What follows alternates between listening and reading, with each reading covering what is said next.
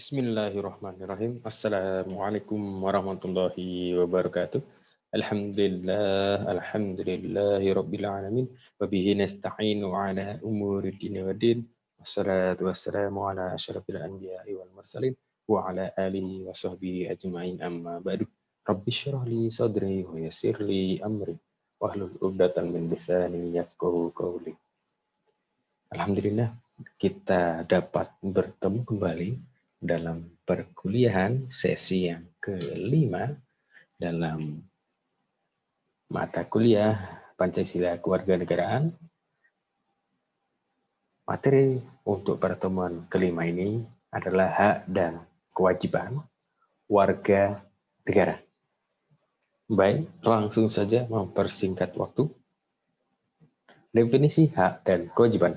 Sebelum kita memasuki hak dan kewajiban warga negara, kita akan mengetahui dulu definisi hak dan kewajiban. Definisi hak: kuasa untuk menerima atau melakukan sesuatu yang semestinya diterima atau dilakukan melalui pihak lain manapun juga yang pada prinsipnya dapat dituntut secara paksa olehnya.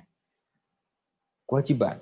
Sedangkan kewajiban ini sendiri adalah beban untuk memberikan sesuatu yang semestinya dibiarkan atau diberikan melalui pihak tertentu, tidak dapat oleh pihak lain manapun yang pada prinsipnya dapat dituntut secara paksa oleh yang berkepentingan.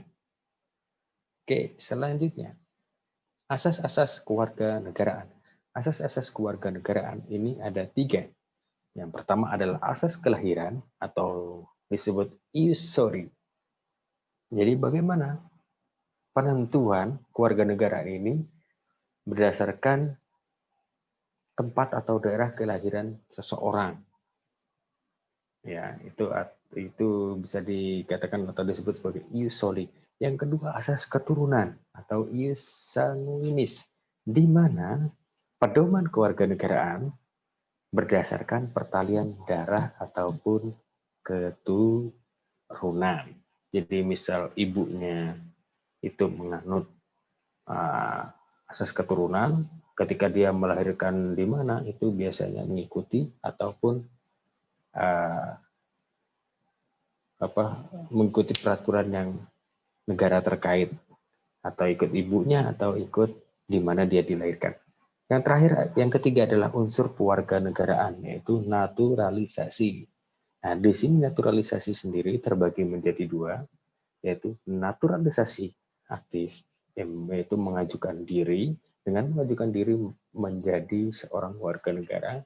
Yang kedua yaitu naturalisasi pasif, di mana sebenarnya dia tidak mau menjadi warga negara dari negara itu, tapi diberikan atau ditawari untuk menjadi warga negara.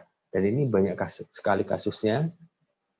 Ini kasus-kasus beberapa tahanan politik ataupun orang-orang yang tidak bisa kembali ke Indonesia disebabkan oleh tragedi yang pernah terjadi di Indonesia, sempat ditawari warga negara sebagai warga negara di negara itu, tapi dia tidak mau karena hanya menginginkan Indonesia, sedangkan Indonesia tidak menginginkan dia. Itu salah satu naturalisasi pasif, dia tidak mau tapi ditawari. Oke, selanjutnya, status keluarga negaraan. Nah, status kewarganegaraan ini ada beberapa status yang memiliki kendala-kendala. Yang pertama ada apartheid, yaitu kasus di mana seseorang anak tidak memiliki keluarga negaraan. Nah, ini terjadi jika apa? Jika sang ibu ius soli, dia menganut berdasarkan kelahiran, melahirkan anak di tempat yang menganut ius sanguinis. Ya, di tempat berdasarkan darah. Oke, selanjutnya ada bipartite. Bipartite itu timbulnya apa? Timbulnya jika seseorang itu mendapatkan 2 keluarga negaraan. Ini terjadi jika apa? Jika sang ibu ini melahirkan di tempat yang menganut ius sanguinis. Jika sang ibu yang menganut ius sanguinis, warga berdasarkan darah melahirkan di tempat atau negara yang menganut ius soli ataupun kewarganegaraan berdasarkan tempat kelahiran. Nah itu. Jadi bisa membedakan ya antara apartheid dan bipartheid. Yang terakhir ada multi-pride. Jadi kapan seseorang itu bisa multi-pride? Jika seseorang yang memiliki 2 atau lebih kewarganegaraan. Hal ini sering terjadi jika anak tersebut dilahirkan di negara netral yang tidak menganut paham apartheid ataupun bipartheid dan juga perbatasan di mana banyak sekali timpang tindih data di perbatasan itu bisa diklaim oleh negara ini, bisa diklaim oleh negara ini, akhirnya dia tidak memiliki kewarganegaraan saking banyaknya yang ingin atau seperti apa. Itu status kewarganegaraan. Jadi ada 3: apartheid, bipartheid, dan multi-pride. Nah, bagaimana kewarganegaraan di Indonesia? Kewarganegaraan di Indonesia ini diatur oleh yang terbaru Undang-Undang Nomor 12 Tahun 2006 tentang Kewarganegaraan Republik Indonesia, di mana Indonesia sendiri menganut asas kewarganegaraan umum atau asas ius sanguinis, ius soli, dan campuran. Jadi Indonesia menganut kewarganegaraan berdasarkan tempat kelahiran. Indonesia juga menganut asas kewarganegaraan berdasarkan darah ataupun keturunan dan lain campuran. Nah, sedangkan di pasal 26 ayat 1 Undang-Undang Dasar Negara Republik Indonesia tahun 1945 nyatakan bahwasanya yang menjadi warga negara ialah orang-orang Indonesia asli dan orang-orang bangsa lain yang disahkan dengan undang-undang sebagai warga negara Indonesia. Itu definisi warga negara menurut Undang-Undang Dasar Negara Republik Indonesia tahun 1945. Adapun perihal warga negara ini dibahas lebih detail di pasal 4 UU Nomor 12 Tahun 2006 tentang Kewarganegaraan Republik Indonesia yang akan saya bagikan filenya kepada teman-teman semua nanti. Oke, selanjutnya, apa sebenarnya hak warga negara Indonesia? Hak warga negara Indonesia ini tercantum dalam pasal 27 ayat 2, hak atas pekerjaan dan penghidupan yang layak, tercantum juga pada pasal 28A Undang-Undang Dasar 1945, yaitu hak untuk hidup dan mempertahankan kehidupan. Selanjutnya ada pasal 28B ayat 1 yang berbunyi hak untuk membentuk keluarga dan melanjutkan keturunan melalui perkawinan yang sah. Selanjutnya ada hak atas kelangsungan hidup. Selanjutnya ada di pasal 28C ayat 1 Undang-Undang Dasar 1945 yang berbunyi hak untuk mengembangkan diri dan melalui pemenuhan kebutuhan dasarnya dan berhak mendapatkan pendidikan, ilmu pengetahuan dan teknologi, seni dan budaya demi meningkatkan kualitas hidupnya demi kesejahteraan hidup manusia. Selanjutnya masih ada lagi hak untuk memajukan dirinya dalam memperjuangkan haknya secara kolektif untuk membangun masyarakat, bangsa, dan negaranya ini sesuai dengan pasal 28C ayat 2 Undang-Undang Dasar 1945. Selanjutnya, hak atas pengakuan, jaminan, perlindungan, dan kepastian hukum yang adil serta perlakuan yang sama di depan hukum ini tertera dalam pasal 28D ayat 1 Undang-Undang Dasar 1945.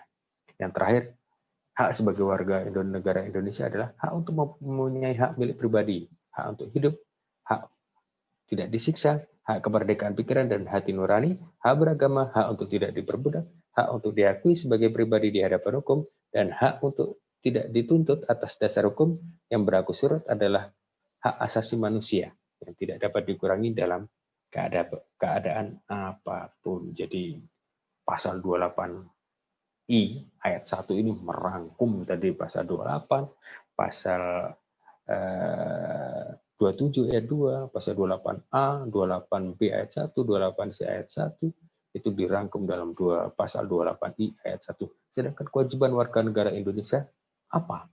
Tadi kita sudah mengetahui hak yang sekarang kita kembali ataupun kita akan belajar kewajiban warga negara Indonesia. Yang pertama adalah menaati hukum dan pemerintahan. Dalam pasal 27 ayat 1 Undang-Undang Dasar 1945 dijelaskan, segala warga negara bersamaan kedudukannya di dalam hukum, sama kedudukannya di dalam hukum dan pemerintahan, dan wajib menjunjung hukum dan pemerintahan itu dengan tidak ada kecualinya. Harus support pemerintah. Yang kedua, wajib ikut serta dalam upaya pembelaan negara. Ini tertera dalam pasal 27 ayat 3 Undang-Undang Dasar 1945 yang berbunyi, setiap warga negara berhak dan wajib ikut serta dalam upaya pembelaan negara. Selanjutnya yang ketiga, kewajiban ketiga, wajib menghormati hak asasi manusia orang lain sesuai pasal 28J ayat 1 yang berbunyi, setiap orang wajib menghormati hak asasi manusia ataupun orang lain. Yang keempat, kewajiban tunduk kepada pembatasan yang ditetapkan dengan Undang-Undang Pasal 28J ayat 2 yang berbunyi, dalam menjalankan hak dan kebebasannya, setiap orang wajib tunduk kepada pembatasan yang ditetapkan dengan undang-undang dengan maksud untuk menjamin pengakuan serta penghormatan atas hak kebebasan orang lain dan untuk memenuhi tuntutan yang adil sesuai dengan pertimbangan moral, nilai-nilai agama, keamanan, dan ketertiban umum dalam suatu masyarakat demokratis. Yang terakhir, keberapa itu? Kelima, wajib ikut serta dalam usaha pertahanan dan keamanan negara. Hal ini sesuai dengan pasal 30 ayat 1 Undang-Undang Dasar 1945 yang berbunyi, tiap-tiap warga negara berhak dan wajib ikut serta dalam usaha pertahanan dan keamanan negara. Untuk lebih detailnya, hak dan kewajiban warga negara di Indonesia khususnya tercantum dalam Undang-Undang Dasar 1945 pasal berapa saja? Pasal 26, 27, 28, dan 30. Itu hak-hak dasar yang dibahas ataupun termaktub dalam Undang-Undang Dasar 1945.